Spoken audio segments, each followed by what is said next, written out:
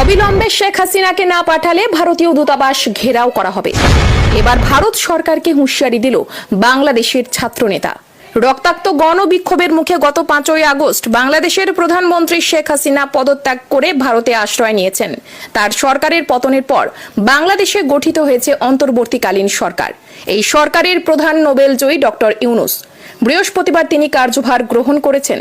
এরপর বাংলাদেশে উঠেছে দাবি শেখ হাসিনাকে দেশে ফিরিয়ে বিচার করতে হবে।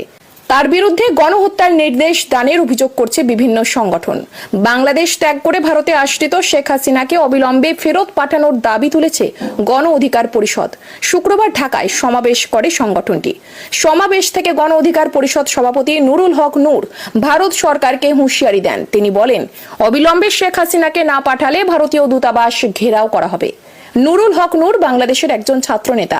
তিনি 2019 সালের ঢাকা বিশ্ববিদ্যালয় কেন্দ্রীয় ছাত্র সংসদের নির্বাচনে সহ সভাপতি ছিলেন।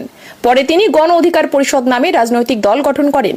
সম্প্রতি বাংলাদেশে সরকারি চাকরিতে সংরক্ষণ সংস্কার দাবিতে ছাত্র আন্দোলনের সমর্থনে সক্রিয় নূরকে গ্রেপ্তারের ঘটনায় তীব্র উত্তেজনা ছড়িয়েছিল। আন্দোলনের ধাক্কায় সরকার পতনের পর নূর মুক্তি পান।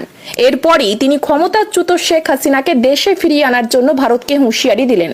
সমাবেশ থেকে নূর বলেছেন, 2014, 2018, 2024 সালে নির্বাচনে শেখ হাসিনাকে একচ্ছত্র সমর্থন দিয়েছিল ভারত। সারা বিশ্ব যখন বাংলাদেশে গণতন্ত্রের পক্ষে কথা বলছে, তখনও হাসিনাকে ক্ষমতায় আনতে মরিয়া ভারত।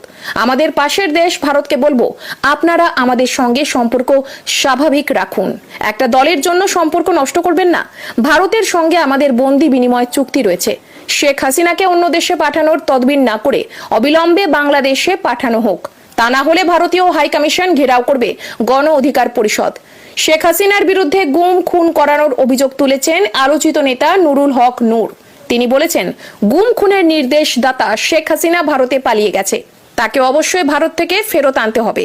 এত মানুষ হত্যা করে কেউ পালিয়ে যেতে পারে না। অবশ্যই তার বিচার হতে হবে।